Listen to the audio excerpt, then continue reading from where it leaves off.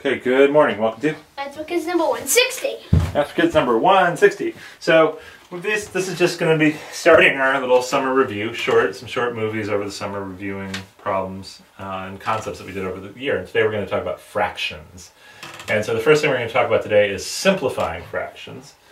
And so when we have fractions, we like fractions like 3/5, but we don't like fractions like, oh, I don't know, 15/25. And why don't we like fractions like 15/25? Because they're not simplified. What does that mean? It means that you can factor things out of them. Okay, you can factor things out of them. Like what? What does this one simplify to be? This one actually simplifies to be 3/5. This one simplifies to be 3/5 because you factor a 5 out of the top and bottom, right? Yep. Okay, so let's just do a bunch of examples of these. How about 130 over 39, and please show me what you're factoring out to simplify. 130 over 39 is? I'll factor out a 13. It's 13 times 10 over 13 times 3.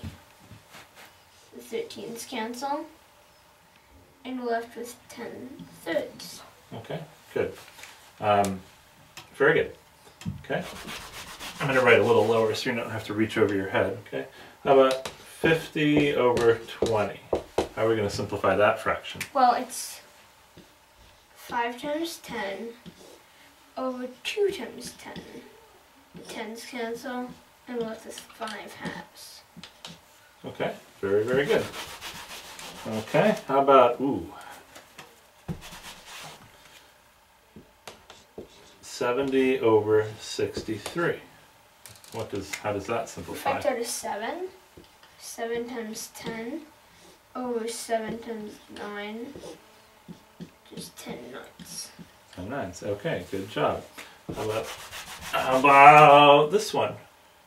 36 over 27. What does that equal? You can factor in a 9. 9 times 4 over 9 times 3 is 4/3. Okay. All right. Pretty good. Pretty good. How about this one? 800 over 700. Is that simplified? No. It's 8 times 100 over 7 times 100. 100's cancel, and it's 8 sevenths. Okay. Awesome. How about this one?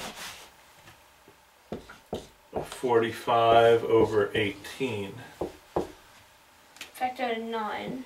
9 times 5 over 9 times 2. 5 halves. Okay.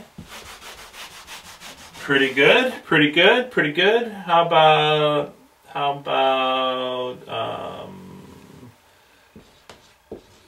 30 over 18? You factor out a 6. 6 times 5 over 6 times 3. 5/3. Okay. Very good. And last one. How about 42 over 56? What does that equal? 42/56 is 7 times 6 over 7 times 8, which is 6/8, but that equals 2 times 3 over 2 times 4, which is 3/4.